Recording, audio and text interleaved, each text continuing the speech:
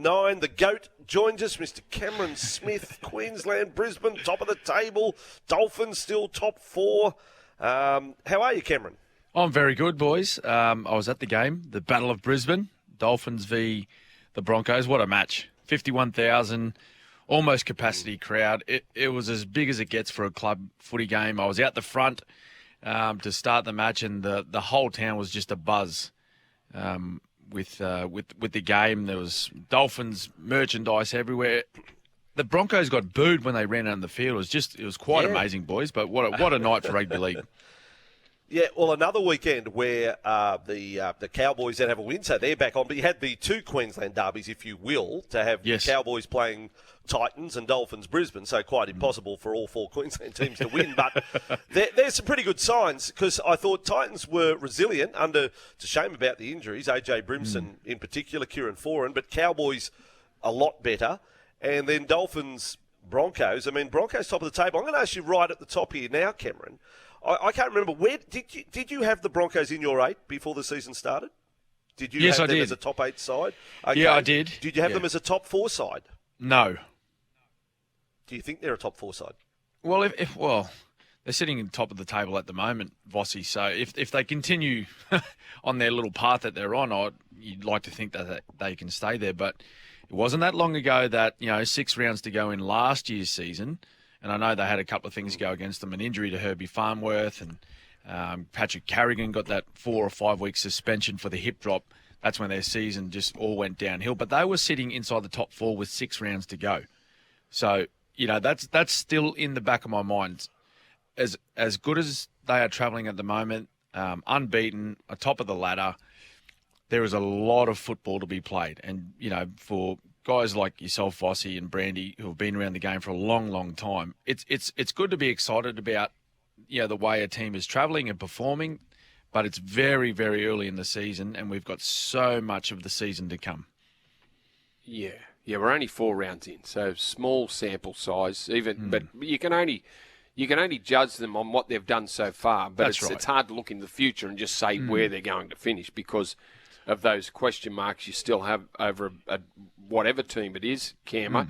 I was staggered that it did come down to the last play. Like Katoni, if the ball bounces a little bit more awkwardly for Katoni Staggs, the Dolphins were a chance to score a try, right at the death. And to lose O'Sullivan, lose Cody Nikorima, they didn't start with Jeremy Marshall-King, so they lost their second string hooker. Tessie New was playing on one leg. So to stay within 6 points of the Broncos was an incredible effort from the Dolphins. Oh, it was huge. And many would say, and I believe that could the result could have possibly, easily gone the other way. It could have gone the Dolphins' way. If they were a full-strength outfit like the Broncos were, maybe that result was different. Tessie New injured his knee in the first 10 minutes. So he looked like he was going to come from the field, but they didn't really have a replacement or a rotation to change their lineup. So he actually played on one leg. And if you remember where they created that overlap in the first half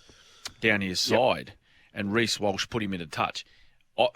If he's 100% fit there and he's not carrying that knee injury, I think he runs over the top of Reece Walsh there and scores, like he'd done in the first 3 rounds. Like he'd scored some great tries in the corner. So, and you talk about that last play, Brandy. That was a pretty smart kick that Milford put in. He put that low grubbering kick on that really tight angle, which we've seen many, many times. Just a nice bounce for one of his chasers to score.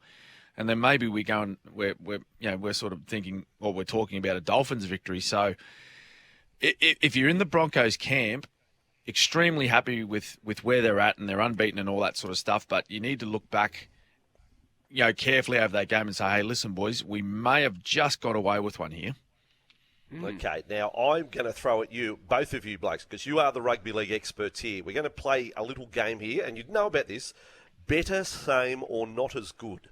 You have to lock this in. No explanation. You have to say the side is better, is the same, or not as good. Because take stock of the competition table after 4 rounds. You're talking top 4, Broncos, Sea Eagles, Dolphins, Warriors.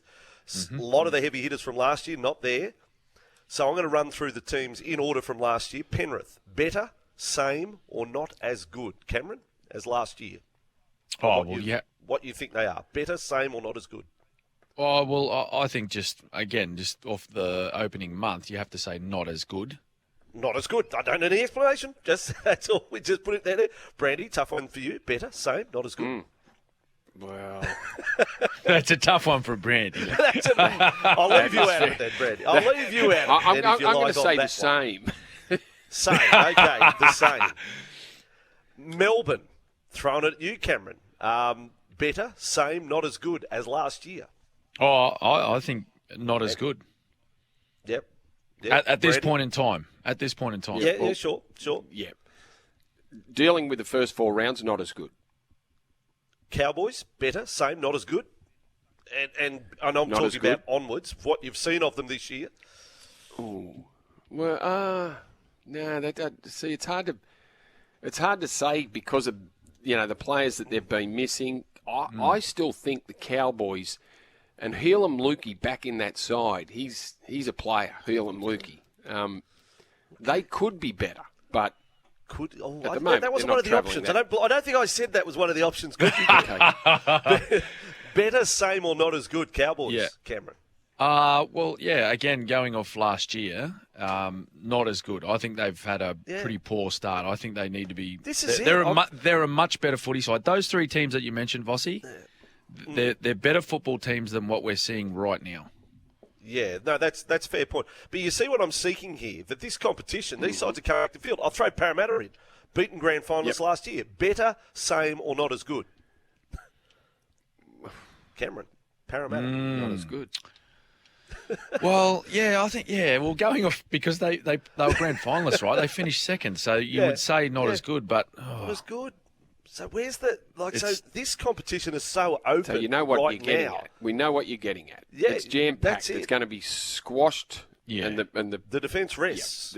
The defence rests. It just... or the prosecution. Gee, you mounted a good case there, Andrew. That's what I'm saying. Well, this is why I look at Cronulla, and I know it's the Dragons, but I look at the ingredients of the Cronulla side. Yeah. Origin's not going to be an impact on them. They have a little bit of depth there in the forwards, which I quite like. They have backup for the halfback, Braden Trindle. I think Cronulla have the ingredients to win the competition. But Vossy, like those teams you named, barring the Cowboys, they've lost some significant players. So when you talk about Melbourne, the Bromwich brothers, Brandon Smith, Felice Kafusi, all gone. Then when you talk about Penrith, Kikau and Coruscant, 2 pretty big outs, and the same for Parramatta, Reid Marnie and Papali'i.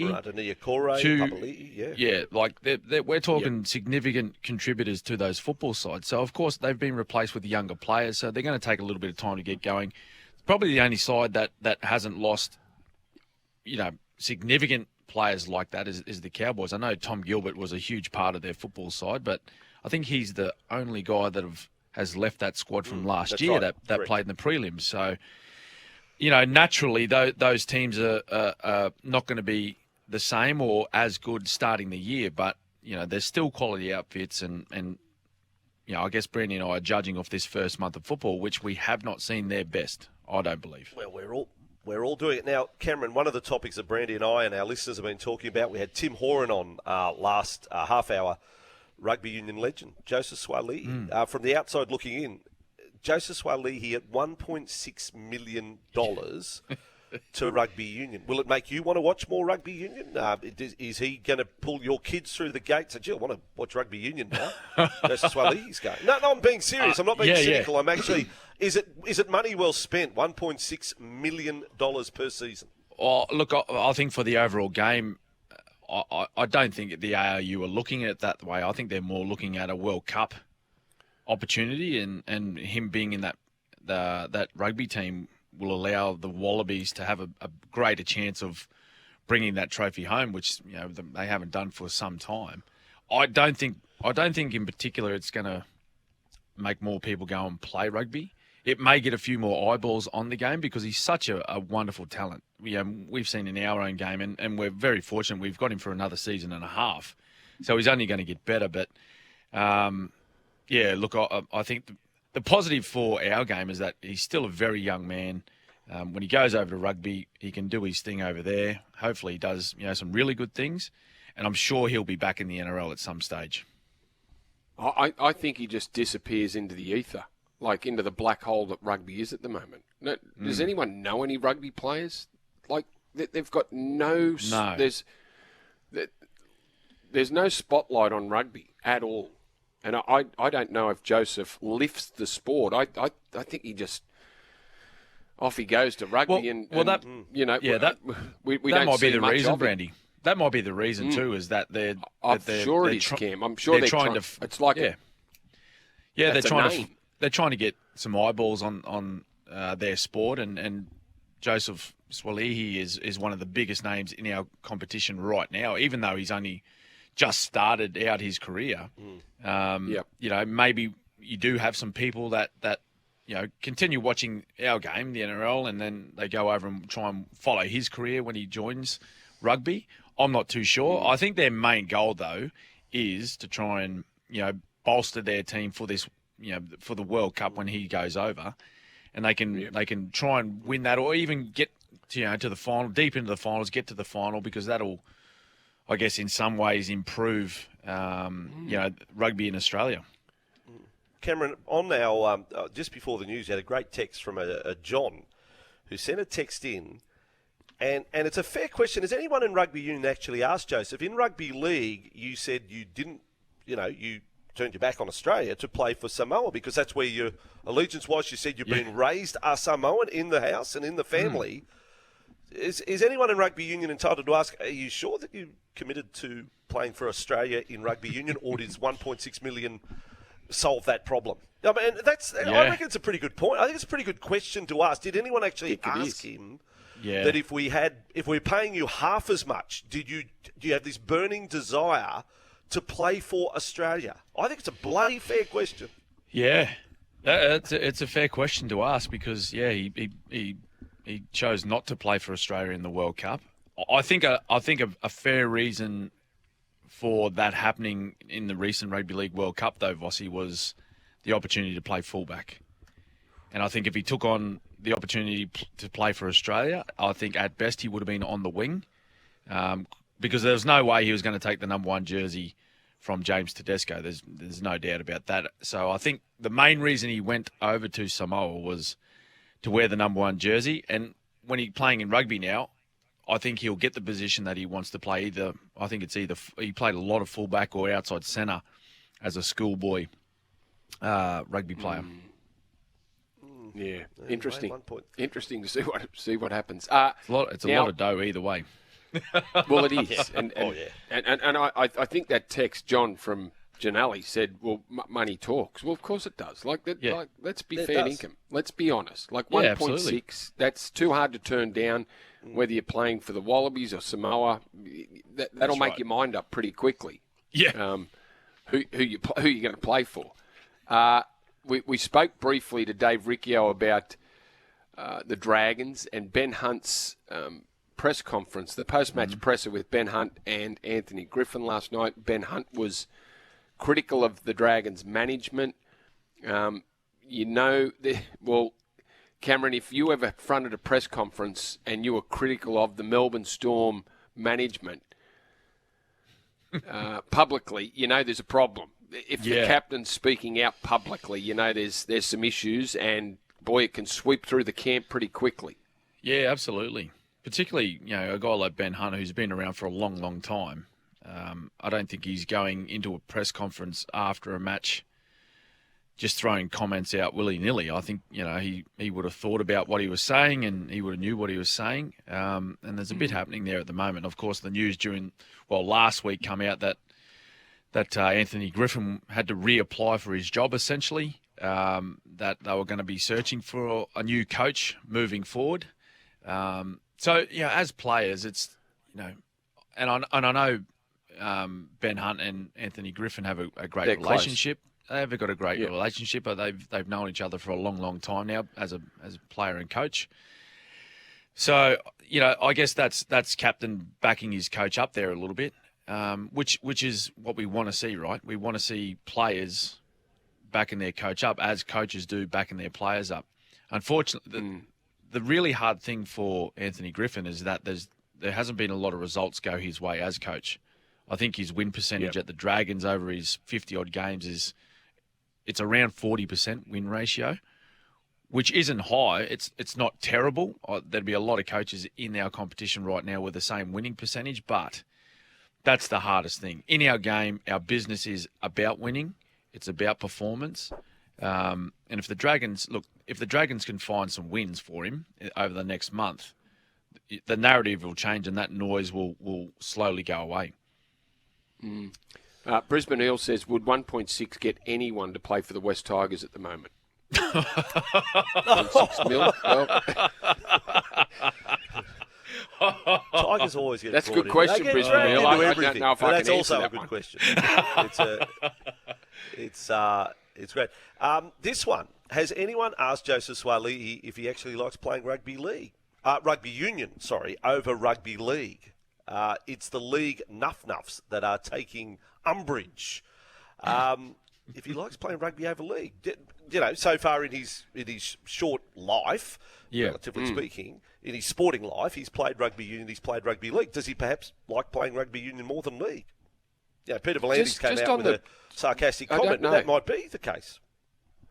Just on the grassroots thing and all, King's going to King's College. I don't class that as grassroots, but Vossy, I could be wrong here, but I'm pretty sure Joseph Suali'i started his footballing life out at Penrith at Glenmore Park playing rugby league. Playing league. He was a league player, and then they realised what a talent he was, and he got a scholarship to King's. He only played rugby union because he went to King's College. It's a rugby school. You can't play rugby league at the college. The GPS schools bar rugby league because they're scared of it. Let's call a spade a spade. They're scared of rugby league taking over, so they only let them play rugby union. Imagine if that was a women's sport and girls weren't allowed to play a particular sport. There'd be an outcry. But in GPS system, you can't play rugby league.